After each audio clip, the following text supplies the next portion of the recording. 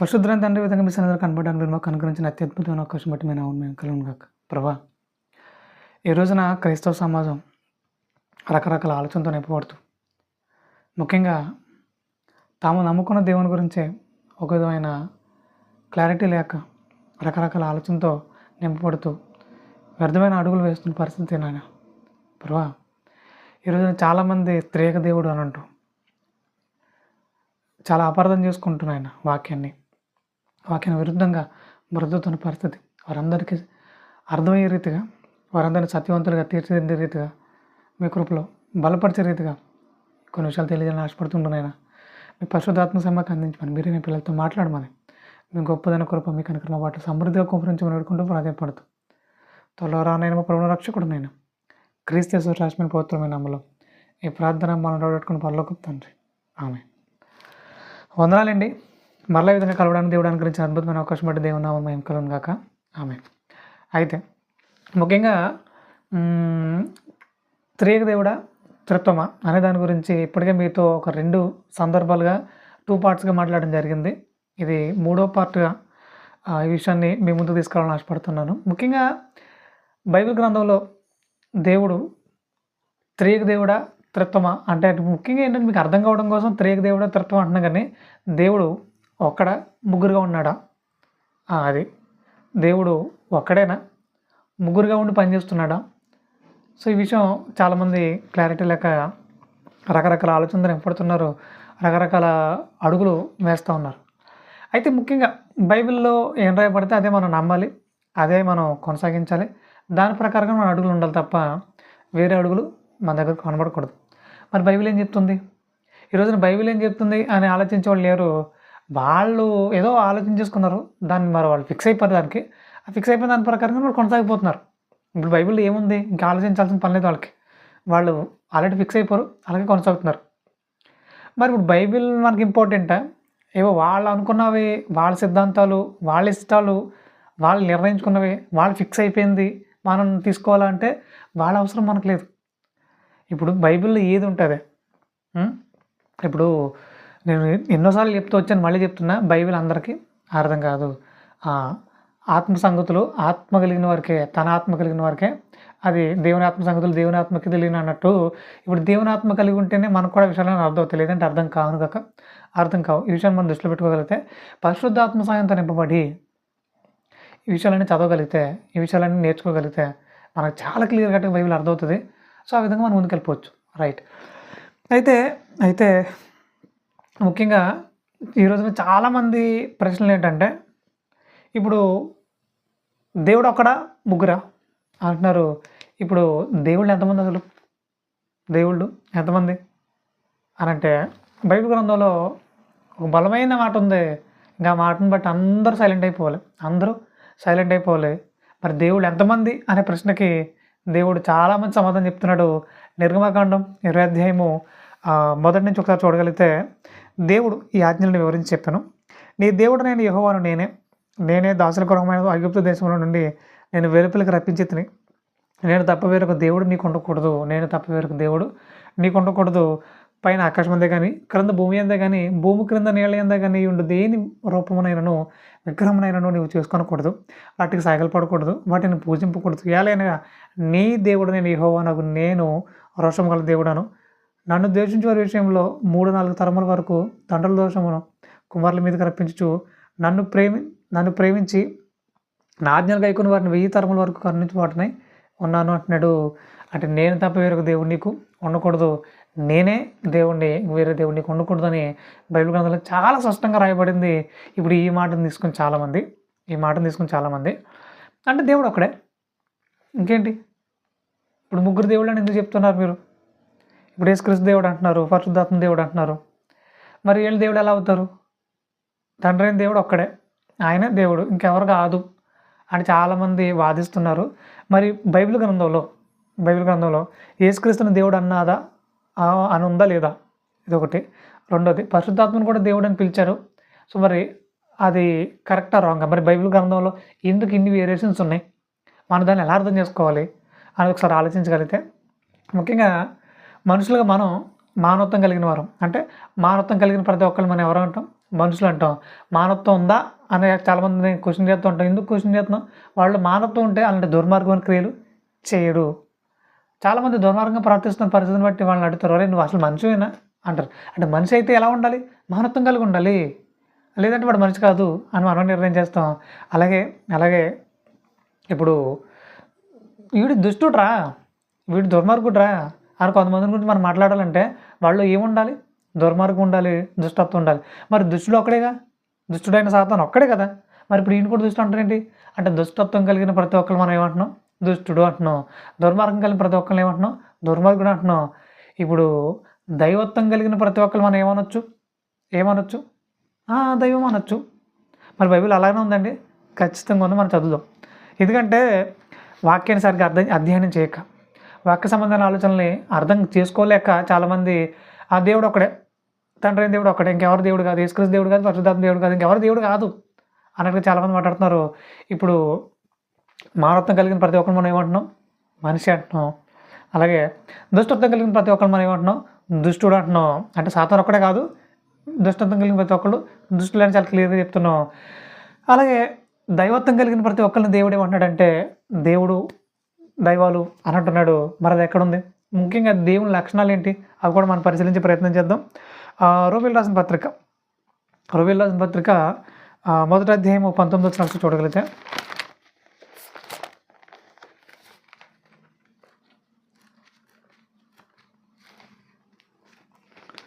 దేవుని యొక్క లక్షణాలు మనకి చాలా క్లియర్ కట్గా అర్థమవుతుంది. ఎందుకనగా దేవుని గురించి తెలియశక్యమైనది ఏదో అది వారి మధ్య విశుద్ధమైనది. దేవుడు వారికి విశదపరచడం. ఆయన అదృశ్య లక్షణములు అనగా ఆయన నిత్యశక్తియు దేవత్వమును అంటున్నాడు. ఏమంట? దేవత్వమును అంటే దైవత్వం కలిగిన వారిని ప్రతి ఒక్కరిని ఏమంటున్నాడు దేవుడు? దేవత్వం అంటున్నాడు. అంటే ఆయన దైవత్వం కలిగి ఉన్నాడట. దైవత్వం కలిగిన ప్రతి ఒక్కరు ఎవరు? దైవులే, అంటే దైవాలు అని అంటున్నాడు. మరి ఏదో ఆయన కలిగి ఉన్న లక్షణాలు మనం కలిగి ఉంటే మనం కూడా దేవుళ్ళు అయిపోతామా అంటే అవును, ఖచ్చితంగా దేవుడు ఏమంటున్నాడంటే మీరు నాలా మారాలంటున్నాడు. నాలా మారాలంటున్నాడు. ఎవరైతే ఆయనలా మారిపోతారో వాళ్ళు కూడా దేవుళ్ళే. రాజకుమారుడు రాజు అవుతాడు. అలాగే దేవుని కుమారులు దైవాలు అవుతారు. అసలు ముఖ్యంగా స్టార్టింగ్ నుంచి మనం చూడగలిగితే ఇప్పుడు ఆదికాండం మొదటి అధ్యాయం 26వ వచనంలో ఏమంటాడు? ఒకసారి చదువుదామా? అది కూడా చదువుదాం. ఎందుకంటే ఒక ఆయన ఏమంటాడంటే ఈ విషయం చదివించి ఆయన ఏమంటాడంటే ఒకసారి చదువుదాం. ఆ వచనం చదివి అప్పుడు మీకు ఆ విషయం తెలియజేస్తాను. ఆదికాండం మొదటి అధ్యాయం 26వ వచనం. దేవుడు మన స్వరూపమందు మన పోలిక చొప్పున నరులను చేయదము. మన స్వరూపమందు మన పోలిక చొప్పున నరులను చేయదము అంటున్నాడు. అంటే మన పోలిక, మన స్వరూపం అంటే ఒక ఆయన ఏమంటాడంటే ఎక్కడ ఖత్తర్ దేశంలోనూ ఒక ఆయన ప్రసంగిస్తూ ఒక ఆయన ఏమంటాడంటే మన పోలిక చొప్పున మన స్వరూపం అంతే. ఆయనకి మనలాగే 2 కళ్ళు ఉన్నాయి, 2 కాళ్ళు ఉన్నాయి, 2 చేతులు ఉన్నాయి, మనలాగే ఆయన ఉంటాడు. కాబట్టి ఆయనలా చేయాలనుకున్నాడు. అదిగో మనం ఇలా ఉన్నాం అని అంటున్నాడు. అంటే భౌతికమైన అవయవాలను చూపించి దేవుడు కూడా ఎలానో ఉంటాడు. దేవుడి కళ్ళు ఉన్నాయి, దేవుడి కాళ్ళు ఉన్నాయి, దేవుడి చేతులు ఉన్నాయి అంటున్నాడు. ముఖ్యంగా దేవుడు ఆత్మ కనుక ఆయన ఆరాధించేవారు ఆత్మతోను సత్యంతో ఆరాధించాలని యోహాను సువార్త 4:24 వచనంలో చాలా క్లియర్గా రాయబడింది. అంటే దేవుడు ఆత్మ కనుక శరీరం సంబంధించిన అవయవాలు ఉంటాయంటే ఉండవుగా. ఆయన ఎందుకు అలా అపార్థం చేసుకుంటారంటే చాలామంది వాక్యాన్ని చదవలేక, అంటే చదివి అర్థం చేసుకోలేని పరిస్థితులు ఉన్నారు. కానీ అలాగే బోధించేస్తున్నారు. అదే నిజం అన్నట్టుగా బల్లగుద్ది చెప్పేస్తున్నారు. మరి అది ఏమాత్రమైన వాక్యానుసారం అంటే కాదు, అది ఆమోదికమైన పని అంటే కాదు. మరి ఇప్పుడు మన పోలిక చొప్పున మన స్వరూపం చొప్పున అని అంటే దాని అర్థం ఏంటి అని అంటే ముఖ్యంగా తన పోలిక తన స్వరూపం అంటే ఆయన లక్షణాలని మనకి ఇచ్చేసాడట. ఆయన లక్షణాలను మనకి ఇచ్చేసాడట. ఆ లక్షణాలతో మనల్ని తయారు చేశాడట. అలా తయారు చేస్తే వాడు వివిధమైన తంత్రాలు కల్పించుకుని అని అంటున్నాడు. అంటే అది ఎక్కడ కనబడుతుంది మనకి? ప్రసంగి గ్రంథం 7వ అధ్యాయం 29వ వచనంలో, అక్కడ ఒక మాట రాయబడుతుంది. ఏమని? దేవుడు నరులను యథార్థవంతులుగా పుట్టించెను అంటే ఇదిగో ఆయన లక్షణాలతో వారిని పుట్టించాడు. ఎప్పుడైతే ఆయన లక్షణాలతో పుట్టించాడో వాళ్ళందరూ ఎవరు? దైవాలు. అలా దైవాలుగా పుట్టింపబడిన వీరు వివిధ తంత్రాలు కల్పించుకుని రకరకాల ఆలోచనతో నింపబడిపోయి దారి తప్పిపోతున్నారు. అలా దారి తప్పవద్దు అని చెప్తూ మరొక్కసారి జ్ఞాపకం చేసి మాట్లాడుతున్నాడు. కీర్తన గ్రంథం 82 అధ్యాయము. కీర్తన గ్రంథం 82 అధ్యాయము 6వ వచనంలో మీరెవరు అనంటే ఆయన మాట్లాడుతున్నాడు. కీర్తన గ్రంథం 82 అధ్యాయము 6వ వచనంలో మీరు దైవములనియు మీరందరూ సర్వోన్నతుని కుమారులనియు నేనే సెలవిచ్చున్నాను అంటున్నాడు. మనల్ని ఏమంటున్నాడు ఆయన? దేవుడు ఏమంటున్నాడు మనల్ని? ఆయన మీరు దైవాలు అంటున్నాడు. ఎందుకునైనా మీరు దైవాలు అనంటే ఆయన లక్షణాలు మీలో బిల్డ్ చేయబడినాయి. ఆయన ఆలోచన విధానం మీలో బిల్డ్ చేయబడింది. ఆయన పోలిక, ఆయన స్వరూపం మీకు ఇవ్వబడింది. మీరు దైవాలు. మీరు రకరకాల తంత్రాలు కల్పించేసుకుని చెడిపోయారు. వ్యర్థమైన ఆలోచనలకు వెళ్ళిపోయారు. మరలా మీరు దైవాలుగా మారితే తప్ప పరలోకం లేదు అని అంటున్నాడు. ఇది ఖచ్చితంగా. ఎవరైతే మరలా ఆయన దైవత్వాన్ని సంతరించుకుంటారో, పాప క్షమాపణ పొందుకుని, బాప్తిజం పొందుకుని, ఆయనలో నమ్మకంగా బ్రతుకుతూ ఆయన లక్షణాలు సంపాదించుకుంటారో వాళ్ళు మాత్రమే దైవాలుగా మారుతారో వాళ్ళు మాత్రమే పరలోకానికి అర్హులు, పరలోకానికి వెళ్తారు. లేదంటే ఎవరు వెళ్ళరు. దైవాలుగా మారిన వారు ఎవరు పరలోకానికి వెళ్ళరు. ఎందుకంటే పరలోకంలో దైవాలకు మాత్రమే చోటు ఉంది. దైవంగా మారిన వారికి మాత్రం చోటు ఉంది. నేను నీలాగా ఉంటాను, పరలోకం చెప్పరు అంటే దేవుడు ఇవ్వనుగాక ఇవ్వడు. ఈ విషయం దృష్టిలో పెట్టుకుంటే ఇప్పుడు మనందరినీ దేవుడు ఏమంటున్నాడు? దైవాలు అంటున్నాడు. మరి ఇప్పుడు దేవుడు ఎంతమంది చెప్పండి? ఒకళ్ళ, ఇద్దరా, ముగ్గురా? ఎంతమంది చెప్పండి? మనం కూడా దైవాలుగా మారాలంటున్నాడు. ఆయన లక్షణాలు మనలో నింపుకోవాలంటున్నాడు. అలా నింపుకున్న తర్వాత దైవాలుగా మారిన తర్వాతే పరలోకం అంటున్నాడు. లేదంటే పరలోకం లేదని చాలా క్లియర్ కట్గా ఆయన చెప్తున్నాడు. ఇక ఎఫెసీయులకు రాసిన పత్రిక 4వ అధ్యాయము 4వ వచనం. ఎఫెసీయులకు రాసిన పత్రిక 4వ అధ్యాయము 4వ వచనంలో కూడా ఈ విషయాలు మనకు తెలియజేస్తున్నారు ఆయన.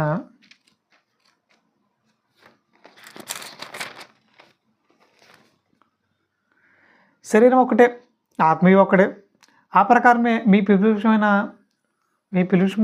విషయమై ఒక్కటే నిరీక్షణ ఎందుటకు పిలువబడతాయి. ప్రభువు ఒక్కడే, విశ్వాసం ఒకటే, బాప్తిజం ఒకటే, అందరికీ తండ్రి అయిన దేవుడు ఒకడే. ఇప్పుడు అందరికీ తండ్రి అయిన దేవుడు ఒక్కడే అంటున్నాడు. అంటే దేవుడు ఒక్కడే, అందరికీ తండ్రి అయిన దేవుడు ఒక్కడే. కానీ మరి మనల్ని కూడా ఎందుకు దైవాలు అంటున్నాడు? ఇప్పుడు ఒక కంపెనీలో పనిచేసే వారు అందరిని ఏమంటాం మనం? ఎంప్లాయీస్ అంటారు. ఎంప్లాయర్స్ అంటే అందరు ఎంప్లాయర్సేనా? అందరూ ఎంప్లాయర్సే. వాళ్ళని పిలిచే విధానం ఏంటంటే ఎంప్లాయర్స్ అంటాం. అలాగే సినిమాల్లో నటిస్తున్న వారు అందరిని ఏమంటాం? నటులు అంటాం. అంటే ఇప్పుడు నటులు అని మనం అలా అంటున్నాం. కానీ వారి కేటగిరీ చూడగలిగితే ఒకళ్ళు హీరోగా ఉంటారు, ఒకళ్ళు కమెడియన్గా ఉంటారు, ఒకళ్ళు విలన్గా ఉంటారు. ఇలా రకరకాల పాత్రలు వాళ్ళు పోషిస్తుంటారు. అలాగే సేమ్ లైక్ ఇప్పుడు మనందరం దైవాలమే అంటున్నాడు. కానీ మనందరికీ పైగా ఉన్న తండ్రి అయిన దేవుడు ఒక్కడే అంటున్నాడు. అంటే ఆయన కుమారులుగా మనం దైవాలము. ఇప్పుడు మనల్ని దైవాలుగా పిలుస్తుంటే మరి యేసుక్రీస్తు దైవం కాదా? దేవుడు కాడా? ఈ విషయాన్ని ఎందుకు మర్చిపోతున్నారు మీరు? పరిశుద్ధాత్ముడు ఆయన కుమారుడే, ఆయన దైవం కాడా? ఎందుకు వాక్యాన్ని వక్రీకరించే విధంగా మాట్లాడుతున్నారు చాలామంది? మనల్ని ఆయన దేవుడు అంటే మరి యేసుక్రీస్తు దేవుడు కాకుండా పోతాడా? ఆయన ఎంత పరిశుద్ధంగా, ఎంత నమ్మకంగా, యథార్థంగా నిలబడిన వ్యక్తి. కాబట్టి దైవ లక్షణాలు యేసుక్రీస్తుల వల్ల కూడా ఉన్నాయి. కాబట్టి ఆయన కూడా దేవుడే. ఇప్పుడు పరిశుద్ధాత్మను కూడా దేవుడు అని తండ్రి అయిన దేవుడు ఒక చోట మాట్లాడతాడు హెబ్రీయులకు రాసిన పత్రికలో. అంటే దేవుడు తన పిల్లల్ని దైవాలుగానే చూడాలనుకుంటున్నాడు. అందరికీ పైగా ఉన్న తండ్రి అయిన దేవుడు ఒక్కడే అని చెప్తున్నాడు. అంటే మనందరికి దేవుడు ఎవరు? తండ్రి అయిన దేవుడు. యేసుక్రీస్తు కూడా దేవుడు ఎవరు? తండ్రి అయిన దేవుడు. కానీ మనం కూడా దేవుడమే అంటున్నాడు. ఎందుకు, ఎలా అనంటే ఆయన లక్షణాలు ధరించుకున్న వారుగా మనం కూడా దైవాలమే అంటున్నాడు. అంటే ఎవరైతే ధరించుకుంటారో వాళ్ళందరూ దేవుళ్ళే. ఇప్పుడు ఎంతమంది దేవుళ్ళు అనంటే లెక్కే లేదు. సో ఈ విషయం దృష్టిలో పెట్టుకోవాలి. ఇప్పుడు అందరికీ పైగా ఉన్న తండ్రి అయిన దేవుడు ఒక్కడే. మిగిలిన కింద ఉన్నారు అందరూ కూడా ఆయన కుమారులైన దేవుళ్ళు, దైవాలు అని చెప్తున్నాడు. ఇక ఇదే విషయాన్ని కొంచెం లోతుకెళ్ళి మనం పరిశీలన చేయగలిగితే ఇప్పుడు రోమియోలకు రాసిన పత్రిక 8:29 చూడగలిగితే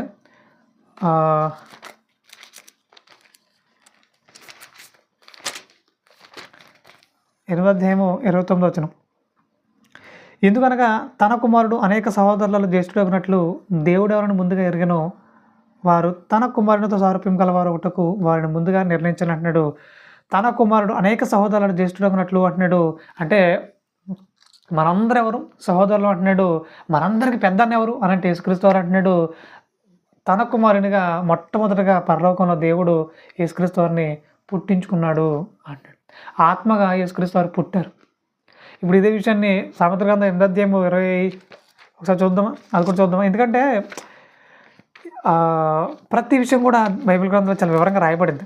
దీని అంతటా పక్కనెట్టేసి మేమేదో సిద్ధాంతం పుట్టించాం దాని ప్రకారంగానే ముందుకెళ్దాం అని అంటే బైబిల్ ఎరిగిన వాడు దానికి ఒప్పుకోడు. బైబిల్ ఎరిగిన వాడు దానికి ఒప్పుకోడు.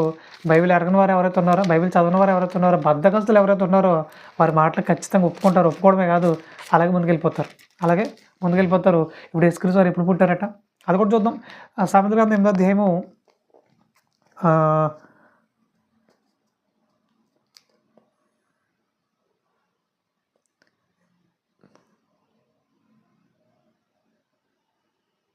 ఇక ఫస్ట్ నుంచి చూడొచ్చు. మనం చాలా వివరంగా ఈ విషయాలన్నీ ఉంటాయి. ఇక మనం ఎక్కడి నుంచి చూడొచ్చు అంటే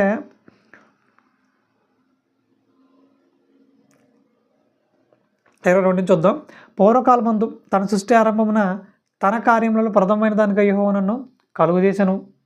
అనాది కాలం మొదటి నుండి భూమి ఉత్పత్తి అయిన కాలం వరకు కాలమునకు పూర్వము నేను నియమింపబడితిని. ప్రవాహ జలములు లేనప్పుడు, నీళ్లతో నిండిన ఊటలు లేనప్పుడు నేను పుట్టుతిని. పర్వతములు స్థాపింపబడక మునుపు, కొండలు పుట్టక మునుపు, భూమిని దాని మైదానములను ఆయన చేయక మునుపు, నేలబట్టిన రవ్వంతయు సృష్టింపక మునుపు నేను పుట్టితిని. ఆయన ఆకాశ విశాలమును స్థిరపరిచినప్పుడు, మహాజలముల మీద మండలమును నిర్ణయించినప్పుడు నేను అక్కడ నుంటిని. ఆయన పైన ఆకాశమును స్థిరపరిచినప్పుడు, జలధారలను ఆయన బిగించినప్పుడు, జలములు తమ సరిహద్దులు మేరకూడినట్లు ఆయన సముద్రమునకు పొలిమేరను ఏర్పరిచినప్పుడు, భూమి యొక్క పునాదులు నిర్ణయించినప్పుడు నేను ఆయన యొద్ద ప్రధాన శిల్పిని అనుదినము సంతోషించుచు నిత్యమైన సన్నిధిని ఆనందించునుంటిని. అంటే ఆయన ఎప్పుడు పుట్టేశాడట? అసలు సృష్టి ఆరంభం కాకముందే దేవుడు ఆయన్ని పుట్టించుకున్నాడట. ఇప్పుడు అనేక సహోదరులలో జ్యేష్ఠుడగినట్లు ఆయన పుట్టింపబడ్డాడు. ఆయన కూడా దైవమే అని అంటున్నాడు. ఒకసారి వచ్చాడు మళ్ళీ చదువుకునే ప్రయత్నం చేద్దాం. ఎందుకనగా తన కుమారుడు అనేక సహోదరులు జ్యేష్ఠుడగినట్లు దేవుడు ఎవరిని ముందుగా ఎరిగెను అంటున్నాడు. అంటే మనందరికీ జ్యేష్ఠుడు ఎవరు, పెద్ద కుమారుడు ఎవరు అని అంటే యేసుక్రీస్తు వారు. ఆ తర్వాత పుట్టిపడిన వారు ఎవరైనా ఉన్నారో ఆయన పరిశుద్ధాత్ముడు. సో వీళ్ళందరినీ కూడా దేవుడు ఏమంటున్నాడు? దైవాలు అంటున్నాడు, దైవత్వం కలిగిన వారు అంటున్నాడు. ఇంకా మనం చాలా వివరంగా ఈ విషయాలన్నింటినీ మనం పరిశీలించే ప్రయత్నం చేద్దాం. ఒకవేళ అర్థం కాని వారు ఎవరైనా ఉంటే ఖచ్చితంగా కామెంట్ చేసే ప్రయత్నం చేయండి. స్క్రీన్ మీద నా నెంబర్ ఉంటుంది, ఖచ్చితంగా మీరు కాంటాక్ట్ చేయొచ్చు. ఎందుకంటే కొన్ని విషయాలు అర్థం కానప్పుడు నేర్చుకునే ప్రయత్నం చేద్దాం, అంతే తప్ప ఎలా అయినా సరే వక్రీకరించేద్దాం, ఎలా అయినా సరే దారి తప్పించేద్దాం అంటే దేవుడు దానికి ఒప్పుకోడు. వాక్యం దానికి అసలు ఒప్పుకోదు. ఎవరు మాట్లాడినా గట్టిగా అరిచేయడం కాదు. వాక్యాన్ని బట్టి మనం ఆలోచించే ప్రయత్నం చేద్దాం. వాక్యం అలా చెప్తే అలాగే ఒప్పుకుందాం, అలాగే నేర్చుకుందాం. అంతేగాని నేనే గట్టిగా అరిచేస్తానంటే అది సత్యమైపోదుగా. అసత్యం సత్యమైపోతుందా గట్టిగా అరిచేస్తే? అవ్వదుగా. కాబట్టి దీన్ని దృష్టిలో పెట్టుకోవాలి. ఇక రోమీయులకు రాసిన పత్రిక 8వ అధ్యాయం 29వ వచనంలో మనకు చాలా క్లియర్ కట్గా అర్థమవుతుంది మనందరికీ జ్యేష్ఠ సహోదరుడు ఎవరంటే యేసుక్రీస్తు వారని. ఇక రెండవదిగా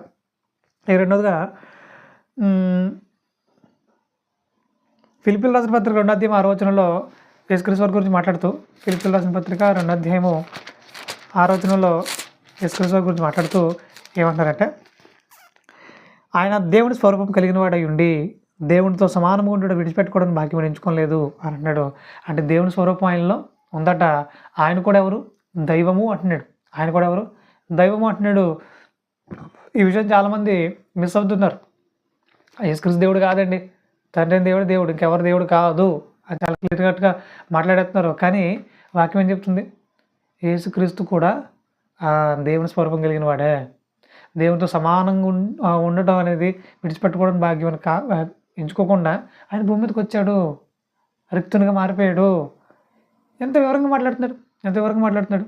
సో విషయాలంతా పక్కనెట్టేసి యేసుక్రీస్తు దేవుడు కాదు, తండ్రి దేవుడు, యేసుక్రీస్తు ప్రవక్త మాత్రమే అన్నట్టు చాలామంది వక్రీకరించి మాట్లాడుతున్నారు. మరి దేవుడు దానికి ఒప్పుకోవట్లేదు. దేవుడు చాలా క్లియర్ కట్గా పరిశుద్ధ గ్రంథంలో రాయించాడు, యేసుక్రీస్తు దేవుని స్వరూపం కలిగిన వ్యక్తి అని. రైట్. ఇక తర్వాత యోబు గారు మాట్లాడుతూ యోబు గ్రంథం 27వ అధ్యాయం 2వ వచనం ఒకసారి చూడగలిగితే, యోబు గ్రంథం 27వ అధ్యాయము 2వ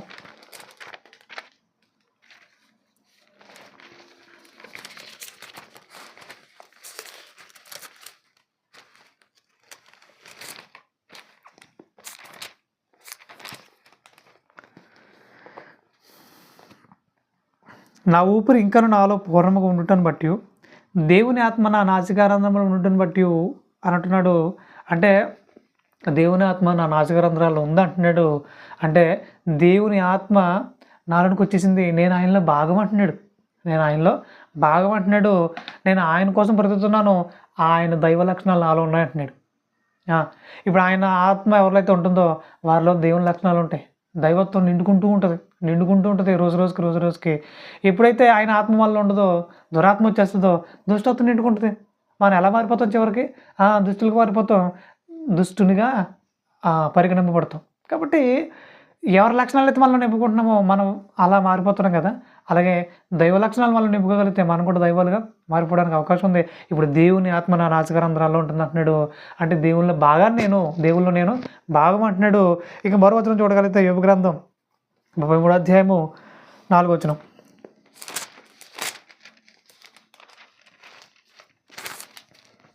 దేవుని ఆత్మ నన్ను సృజించను, సర్వశక్తిని యొక్క శ్వాసము నాకు జీవం ఇచ్చాను అంటున్నాడు. ఇప్పుడు నేను ఆయనలో భాగమని మరొకసారి క్రోడీకరించి మాట్లాడుతున్నాడు. దేవుని ఆత్మ నన్ను సృజించింది అంటున్నాడు. అంటే మనందరం దేవుళ్ళలో భాగాలమని మరొకసారి కన్ఫర్మ్ చేసి మాట్లాడుతున్నారు యోబు గారు.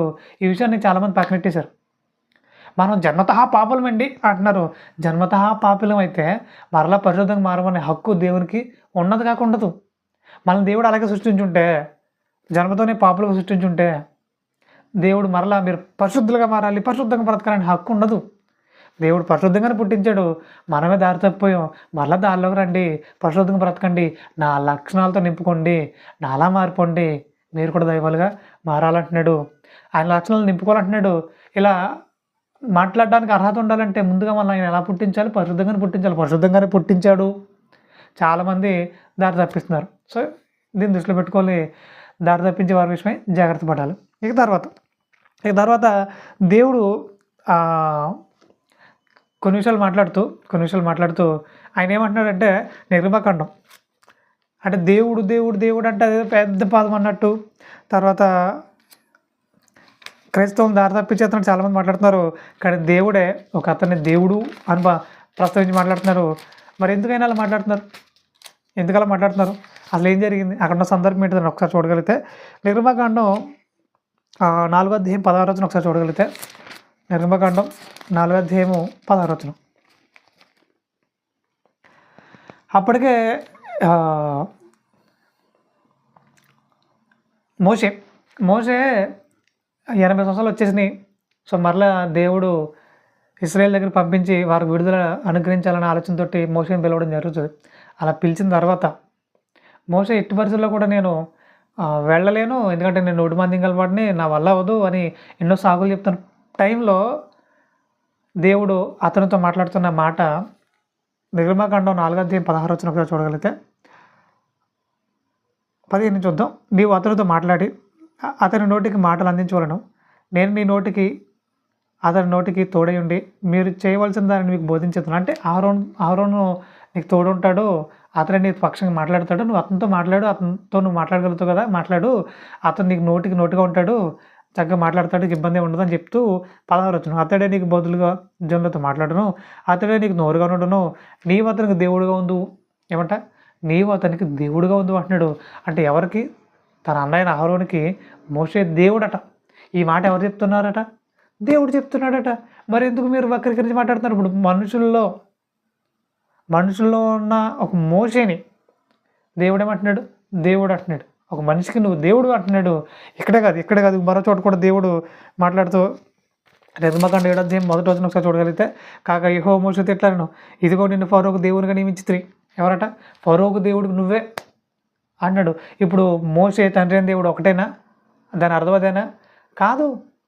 ఇప్పుడు నేను అధిపతిగా నియమించాను, ఇక నేను ఇతను దేవుడిగా నియమించాను అన్నాడు. అంటే దేవుడే ఒక మనిషి గురించి నువ్వు దేవుడు అని, ఇతనికి దేవుడు, నువ్వు అతనికి దేవుడు అని మాట్లాడుతున్నాడంటే, అంటే దేవుడు అనే పదానికి దాని అర్థం ఏంటి? దైవ లక్షణాలతో నిండుకున్నావు నువ్వు, దేవుని పనిలో ఉండాలనుకున్నావు నువ్వు, దేవుని పనిని ఊపిరిగా కలిగి ఉన్నావు నువ్వు, కాబట్టి నువ్వు అతనికి దేవుడివి, నువ్వు ఇతనికి దేవుడు అని చెప్తున్నాడు. ఇప్పుడు మోషే దేవుడు అయితే, మోషేనే దేవుడు అని దేవుడు పిలుస్తుంటే మరి యేసుక్రీస్తుని దేవుడు అని పిలవడా? మరి ఎందుకంటే వాక్యాన్ని వక్రీకరించే విధంగా మాట్లాడుతున్నారు చాలామంది. సో ఈ విషయాన్ని దృష్టిలో పెట్టుకోవాలి. ఇక తర్వాత విషయం, తర్వాత విషయంకి వచ్చేస్తే యోహాను సువార్త 10:22 ఒకసారి చూడగలిగితే యోహాను సువార్త 10:22 ఆ సందర్భం ఏంటంటే పరిసయ్యుల శాస్త్రులు యేసుక్రీస్తు వారిని రాళ్లతో కొట్టడానికి వచ్చేసారట. ఎందుకు నాయనా మీరు రాళ్ళతో కొట్టడానికి వచ్చారు, ఏమైంది అసలు అని అంటే ఆ సందర్భం చూసే ప్రయత్నం చేద్దాం. 10:22 నుంచి ఆయన ఆలయ ప్రతిష్ట పండుగ యెరూషలేములో జరుగుచుండెను. అది శీతాకాలము. అప్పుడు యేసు దేవాలయంలో సొలొమోను మంటపమును తిరుగుచుండగా యూదులు ఆయన చుట్టూ పోగి, ఎంతకాలం మమ్మల్ని సందేహపడుతూ నీవు క్రీస్తు అయితే మాతో స్పష్టంగా చెప్పమన్నారు. అందుకు యేసు, మీతో చెప్పిద్దును కానీ మీరు నమ్మరు. నేను నా తండ్రి నామందు చేయుచున్న క్రియలు నన్ను గూర్చి సాక్ష్యమిచ్చున్నవి. అయితే మీరు నా గొర్రెల్లో చేరిన వారు కారు కనుక మీరు నమ్మరు. నా గొర్రెలు నా స్వరం వినును, నేను వాటిని ఎరుగుదును, అవి నన్ను వెంబడించును. నేను వాటికి నిత్య జీవం ఇచ్చుచున్నాను కనుక అవన్నిటికీ నశింపవు. ఎవడును వాటిని నా చేతుల నుండి అపహరింపడు. వాటిని నాకు ఇచ్చిన నా తండ్రి అందరికంటే గొప్పవాడు కనుక నా తండ్రి చేతుల నుండి ఎవడును వాటిని అపహరింపలేడు. నేను తండ్రిను ఏకమై ఉన్నామని వారితో చెప్పెను. అంటే నేనే దేవుణ్ణని వారు ఆయన చెప్పుకున్నట్టుగా వాళ్ళు ఆలోచించుకుని రాళ్ళతో కొట్టడానికి బయలుదేరిపోయారంట. 31 వాళ్ళ దగ్గర క్లియర్గా కనబడుతుంది మనకి. యూదులు ఆయన కొట్టడం మరలా రాళ్ళ చేత పట్టుకోనగా అంటున్నాడు. అంటే రాళ్ళతో కొట్టేద్దామని రెడీ అయిపోయాడు. ఎందుకని రాళ్ళతో కొట్టేయడం ఏంటి, ఏమైంది అసలు? రాళ్ళతో కొట్టేయడం అంత పాపం ఏం చేసాడు ఈయన? అది కూడా అడుగుతాడు ఆయన. నేను ఏ మంచి క్రియ చేసినా మీరు నన్ను రాళ్ళతో కొట్టడానికి వచ్చేసారు అని అడుగుతాడు. అంటే నేను తప్పు చేశానని కాదు, నేను ఏ మంచి క్రియ చేశానని నన్ను కొట్టడానికి వచ్చారు అని అడుగుతాడు. అంటే ఇప్పుడు నేను దేవుని కుమారుని చెప్పుకున్నందుకు నేను మిమ్మల్ని కొడతానికి వచ్చా అని చెప్పేసి వాళ్ళు అంటారు. అంటే దేవుని కుమారుని చెప్పుకుంటేనే వాళ్ళకు సహించట్లేదు. నేను తండ్రి ఏకమైనామని చెప్పుకుంటేనే వాళ్ళు వినలేకపోతున్నారు. అంటే నేను తండ్రి ఏకమైనామంటే దాని అర్థం ఏంటి? ఈరోజు చాలామంది వక్రీకరించే పదం కూడా ఇదే. నేను తండ్రి ఏకమైనాము అని అంటే దాని అర్థం ఏంటి? ఇప్పుడు ఒక సంఘంగా మనందరం ఏకమై ఉన్నాము అంటే మన ఆలోచన విధానం ఒకటే, మనందరం ఒకటే బాటలో వెళ్తున్నాం, అది యేసుక్రీస్తు బాట. ఆయన మనకు నియమించిన ఆలోచన విధానాన్ని మనం ముందుకు తీసుకెళ్తున్నాం, మనందరం ఏకమై ఉన్నాము అని అంటాం. ఇప్పుడు మనందరం ఒకటే శరీరం అన్నది దాని అర్థం. ఇప్పుడు ఇదే విషయం గురించి మాట్లాడుతూ ఆదికాండం 2వ అధ్యాయంలో ఈ సందర్భం కూడా మనం ఒకసారి చూద్దాం. ఎందుకంటే ఏకమై ఉన్నాము అని అంటే దాని అర్థం ఏంటి? దాని అర్థం ఏంటి? ఆదికాండం 2వ అధ్యాయము 24 ఒకసారి చూడగలిగితే, కాబట్టి పురుషుడు తన తండ్రిని తల్లిని విడిచి తన భార్యను హత్తుకొనును, వారు ఏక శరీరమై ఉందురు అంటున్నాడు. ఏక శరీరమై ఉండడం అంటే ఒకటే శరీరంగా ఉండి 2 తలకాయలు బయటకు వస్తాయనా దాని అర్థం? అదేనా? అలానా మనం ఆలోచించాల్సింది? ఇప్పుడు భార్యాభర్తలుగా మీరు ఉన్నారు, మీరిద్దరూ ఒకటే ఆలోచన మీద ముందుకెళ్ళాలి. మీ ఆలోచన వేరు అవ్వకూడదు. రకరకాల అడుగులు మీరు వేయకూడదు. ఒకటే పందాలు మీరు ఉండాలి, ఒకటే ఆలోచన విధానం మీరు ఉండాలి. ఏం చేయాలన్నా సరే దేవుని పనిలో కూడా మీరు ఏకంగానే ఉండి పని చేయాలి తప్ప దేవుడి పనిలో కానీ ఇంకా రకరకాల అడుగులు మీరు వేయకూడదు, రకరకాల పంద మీరు కొనసాగించకూడదు. ఒకటే విధానంలో మీరు ఉండాలి, ఒకటే ఆలోచన మీరు ఉండాలి. ఏక మనసు కలిగి మీరు అడుగులు వేయాలంటున్నాడు. అదే తప్ప ఏకమై ఉన్నాము అని అంటే దాని అర్థం ఇగో తండ్రి యేసుక్రీస్తు ఒకటే, అంటే తండ్రి యేసుక్రీస్తు కింద వచ్చాడు అన్నట్టుగా మీరు చాలామంది వక్రీకరించే విధంగా ఉన్నారు. సో అది కరెక్ట్ కాదు. ఏకమై ఉన్నామంటే దాని అర్థం ఏంటి? ఒకటిగా ఉండి ఒకటే ఆలోచన విధానం కలిగి మేము ముందుకెళ్తున్నాం, ఏక మనసు కలిగి పని జరిగిస్తున్నాం అని అర్థం. అంతేగాని ఏకమైన అంటే ఇద్దరు ఒకటే తండ్రి యేసుక్రీస్తు కింద వచ్చాడని చాలామంది వక్రీకరిస్తున్నారు. సో అది శుద్ధ తప్పు, అది వాక్య ప్రకారం శుద్ధ తప్పు. సో దీన్ని దృష్టిలో పెట్టుకోవాలి. ఇప్పుడు ఏకమైనామంటే ఇప్పుడు యేసుక్రీస్తు వారు కుమారుడిగా దాన్ని ప్రకటించుకున్నప్పుడు యూదులు ఆయన్ని నమ్మలేదు. ఆ రోజు నేను దేవుని కుమారుని అంటేనే వారు నమ్మలేదు. ఈరోజు చాలామంది దేవుడే కుమారుడికి వచ్చేసారని చాలామంది మాట్లాడతారు. అంటే అప్పుడు పరిసయ్యుల శాస్త్రులు ఇలాగే ఉన్నారు, ఇప్పుడున్న క్రైస్తవులు ఎలాగ ఉన్నారంటే తండ్రి కుమారుడికి వచ్చేసాడు, తండ్రే కుమారుడు, కుమారుడే పరిశుద్ధాత్ముడు, మొత్తం ఒక్కడే, ఇంకెంతమంది లేరు అన్నట్టుగా చాలామంది మాట్లాడుతున్నారు. అసలు ఏ మాత్రం కూడా క్లారిటీ లేకుండా రకరకాల పందా పట్టిస్తున్నారు క్రైస్తవ్యాన్ని. వాక్యం ఎంత క్లియర్గా చెప్తుంది? తండ్రి అయిన దేవుడు ఆకాశం ముందు ఉన్నాడట, యేసుక్రీస్తు వారు భూమి మీద ఉన్నారట, పరిశుద్ధాత్మ కార్యాలు జరిగిస్తుందట. సో ఇవన్నీ క్లియర్ కట్గా మన బైబిల్లో రాయబడితే అబ్బాయి అలా కాదు, తండ్రి అయిన దేవుడే యేసుక్రీస్తు కింద వచ్చేసాడు, యేసుక్రీస్తే పరిశుద్ధాత్మ కింద మరలా భూమి మీదకి వచ్చాడు ఆదమకర్త కింద అని మాట్లాడుతూ వాక్యాన్ని వక్రీకరించే విధంగా చాలామంది తయారయ్యారు. ఇక ఆయన మాట్లాడుతూ ఏమంటున్నాడంటే యోహాను సువార్త 10:34 అందుకు యేసు మీరు దైవములనియు మీరు దైవములనియు నేనంటిని మీరు దైవములని నేనంటినని మీ ధర్మశాస్త్రంలో వ్రాయబడి ఉండలేదని దేవుడు పలికిన మాటని కీర్తన గ్రంథం 82:6 మాట్లాడిన మాటనే చాలా క్లియర్ కట్గా ఆయన మాట్లాడుతున్నాడు. అంటే మీరు ఎవరు దైవాలు అంటున్నాడు, అంటే వాళ్ళనే దైవాలు అంటున్నాడు. అంటే యేసుక్రీస్తు దైవం కాదా? మరి యేసుక్రీస్తు దైవం కాదా? దైవమే. ఈ విషయాన్ని అంతటిని పక్కనెట్టేశారు. నువ్వు దేవుని కుమారుడు అని చెప్పుకుంటావా అని కొట్టడానికి వచ్చారు. ఎంత వరస్ట్ఫుల్గా ఉన్నారంటే ఆనాడున్న శాస్త్రుల పరిచయాలు అంతకంటే నీచంగా ఈరోజు చాలామంది క్రైస్తవులు తయారవుతున్నారు. ఎందుకు అలాగా ఆ వాక్యాన్ని అర్థం చేసుకోకుండా రకరకాల పంద పట్టించే విధంగా ఉన్నారు. సో ఈ విషయాన్ని దృష్టిలో పెట్టుకుని రోజు రోజుకి పరిణతి సాధిస్తూ తండ్రి అయిన దేవుడు, కుమారుడైన యేసుక్రీస్తు, పరిశుద్ధాత్మ ఈ విషయాల్లో క్లారిటీ లేకుండా త్రియేక దేవుడు అనగా ముగ్గురు ఒక్కటే, తండ్రి యేసుక్రీస్తు కింద వచ్చాడు, యేసుక్రీస్తు పరిశుద్ధాత్మ కింద వచ్చాడు అని అంటే ముఖ్యంగా యేసుక్రీస్తుని దేవుడు కాదు, తర్వాత పరిశుద్ధాత్మ దేవుడు కాదు అనే మాటలు మాట్లాడితే వాక్యం విరుద్ధంగా మీరు పాపం చేస్తున్న విషయం అర్థమవుతుంది. ఇక తర్వాత యేసుక్రీస్తు వారిని దేవుడు అని పిలుస్తున్నాడు, అలాగే పరిశుద్ధాత్మ కూడా దేవుడు అని పిలుస్తున్నాడు. అంటే మరి వీళ్ళందరూ దేవుళ్ళు అయితే ఆయన ఎవరు? అంటే అందరికీ పైగా ఉన్న తండ్రి అయిన దేవుడు అని చాలా క్లియర్ కట్గా ఎఫెసీయులకు రాసిన పత్రిక 4:6 మనకు చాలా క్లియర్ కట్గా ఈ విషయం అంతా అర్థమైంది. సో మనకు విషయం అర్థం కావాలి. ఈ క్లారిటీ లేకుండా ఇంకేవో బోధలు చేసేస్తాం, ఇంకేవో ఆలోచనతో నింపేస్తాం సమాజాన్ని అంటే దేవుడు అసలు ఒప్పుకోడు. ఖచ్చితంగా మీ విషయంలో సీరియస్గా ఉంటాడు. ఎందుకంటే ఆయన గురించిన విషయాలు మనకు అర్థం కాకుండా ఏవో దారి తప్పించేద్దాం, అలా పడగొట్టేద్దాం అంటే ఏమీ మన వల్ల కాదు. మీరు అపవాద కుమారులు అని పడతారు, దుష్టుల సంబంధాలు అని పడతారు, మీరు క్రైస్తవంలో ఉన్న గురువులు అని పడతారు. అలా గురువులు అనిపించుకోవడం కంటే ఇప్పుడే మారుమనసు పొంది సత్య సంబంధమైన ఆలోచన తెంపబడగలిగితే, సత్య సంబంధులకు మీరు నిలబడగలిగితే ఖచ్చితంగా దేవుడు మిమ్మల్ని సంతోషపడతాడు. అలా సంతోషపడే విధంగా మీ ఆలోచనలు, మీ అడుగులు ఉండాలని మనస్ఫూర్తిగా కోరుకుంటున్నాను. ఇక తర్వాత ఈరోజు చేస్తున్న మోసాల విషయమే జాగ్రత్త పడాలని వాక్యం బట్టి మీకు తెలియజేస్తున్నాను. ఇక మరో ప్రముఖ విషయం ఏంటంటే యోహాను సువార్త 14:19 చూడగలిగితే, యోహాను సువార్త 14:19 అయితే మీరు నన్ను చూతురు, నేను జీవించుచున్నాను గనుక మీరును జీవింతురు, నేను నా తండ్రి యందును మీరు నా యందును నేను మీ యందును ఉన్నామని ఆ దినమున మీరు ఎరుగుదురు. అంటే ఎవరైతే వాక్యాన్ని గాయకుంటారో వాళ్ళలోనికి యేసుక్రీస్తు వారు, తండ్రి అయిన దేవుడు, పరిశుద్ధాత్ముడు వచ్చేస్తారట. వాళ్ళందరూ వచ్చి నివాసం చేస్తారట. వాళ్ళ ముగ్గురు వచ్చి నివాసం చేస్తారట. అంటే ఎవరి హృదయంలో అయితే ఈ నివాసం జరుగుతుందో వాడు దేవుని మందిరం, పరిశుద్ధమైన దేవుని మందిరం. సో ఆ విధంగా మేము మీలోనికి వచ్చేస్తాం. మీరు నా మాటల ప్రకారం నడుచుకున్నప్పుడు మేము నీలోనికి వచ్చేస్తాం. నా యందు మీరుండాలి, మీ యందు నా మాటలు ఉండాలంటున్నాడు. సో ఇలా ఎవరైతే ఆయన అడుగుజాడల్లో నడుచుకుంటారో వారు దేవుని మందిరంగా పిలువబడతారు. వారు కూడా దైవాలుగా పిలువబడతారు. ఇది వాక్యం చెప్తుంది. దీని ఆదాన్ని ఎవడు ఎన్ని మాట్లాడినా సరే మనం పట్టించుకోవాల్సిన పని అయితే లేదు. ఇక తర్వాత యోహాను సువార్త 10:37 చాలా క్లియర్గా ఆయన మాట్లాడుతున్నాడు. కానీ చాలామంది దారి తప్పించే విధంగా ఉన్నారు. సో ఆ విషయాన్ని దృష్టిలో పెట్టుకోవాలి. నేను నా తండ్రి క్రియలు చేయనీడలా నన్ను నమ్ముకుని చేసినడలా నన్ను నమ్ముకున్నాను, తండ్రి నా యందును నేను తండ్రి యందును ఉన్నామని మీరు గ్రహించి తెలుసుకున్నట్లు ఆ క్రియలను నమ్ముడని వారితో చెప్పారు. అంటే ఎవరైతే దేవుని క్రియలు చేస్తున్నారో వారిలో దేవుడు ఉంటాడు అంటున్నాడు.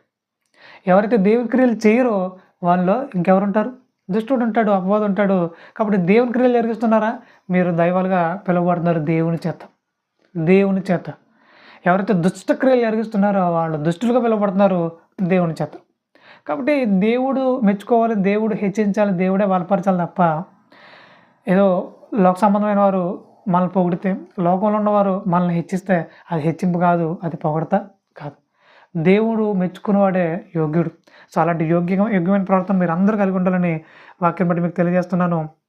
ఇక తర్వాత ఫైనల్గా మళ్ళొకసారి చెప్తున్నాను.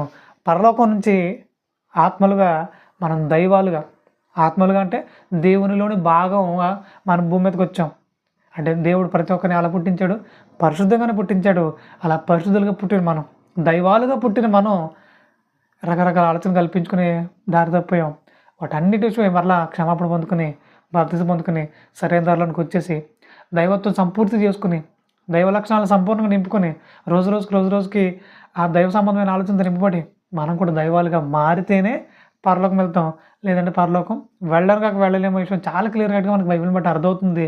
కాబట్టి ప్రియమైన వాళ్ళారా ఇప్పటికే ఎవరైనా దారి తప్పిపోయి ఉండుంటే, ఇప్పటికే ఎవరైనా లోక సంబంధాల ఆలోచనతో నింపబడి ఉండుంటే, వెంటనే మీరు సరిదిద్దుకునే ప్రయత్నం చేయాలని వాక్యం బట్టి మీకు తెలియజేస్తున్నాను. మీరు దైవాలుగా మారితేనే పరలోకం. లేదు నేను ఇంకా లోక సంబంధంగా బ్రతుకుతూ క్రైస్తవుడని చెప్పుకుంటానంటే మీకు పరలోకం దక్కను కాక దక్కదు. ఇక, ఇంక నెక్స్ట్ ఏముంది? పాతాళం ఉంది. మీరు పాతాళం వెళ్ళిపోవడం తప్పితే వేరే అవకాశం లేనే లేదు. సో, దీన్ని అతను దృష్టిలో పెట్టుకొని నమ్మకంగా దేవుని కోసం అడుగులేస్తూ, ఆయనలా బ్రతుకుతూ, ఆయన కొరకు నమ్మకంగా ముందు కొనసాగే ప్రయత్నం చేయాలని మరొకసారి తెలియజేస్తూ నా మాటలు ముగిస్తా ఉన్నాను. ప్రార్థన చేసుకుందాం. పరిశుద్ధులైన తండ్రి, ఇంత అద్భుతమైన అవకాశం కల్పించి శ్రేష్టమైన సంగతులు నేర్పిస్తూ వచ్చారు ప్రభు. మీ నామం మహిమ కలుగును గాక. రోజుకు మరింత పరిపూర్ణతను సంతరించుకుంటున్నాను. ముఖ్యంగా మీ స్వరూపం, మీ పోలిక చొప్పున మేము మరలా దైవాలుగా మారితే తప్ప మాకు పరలోకం లేదని చాలా క్లియర్‌గా మీరు మాకు బోధిస్తూ వచ్చారు ప్రభు. ఖచ్చితంగా ప్రభు, ఇక మీదట మా అడుగులు, మా ఆలోచనలు కంప్లీట్‌గా దైవాలుగా మారే విధంగానే అలా మా అడుగులు ఉంటాయని, అలాగే మా ఆలోచనలు ఉంటాయని మాకు మరొకసారి జ్ఞాపకం చేస్తూ, తాను మరింత పరిపూర్ణతను సంతరించుకోవడానికి మీ పరిశుద్ధాత్మ సమాకి అందించి వేడుకుంటూ ప్రాధాయపడుతూ, త్వరలో రానైన మా ప్రభువును రక్షకుడునైన క్రీస్తు యేసు శాశ్వతమైన పవిత్రమైన నామములో ఈ ప్రార్థన మనం పెట్టుకుని పరలోకపు తండ్రి. ఆమేన్. వందనాలండి.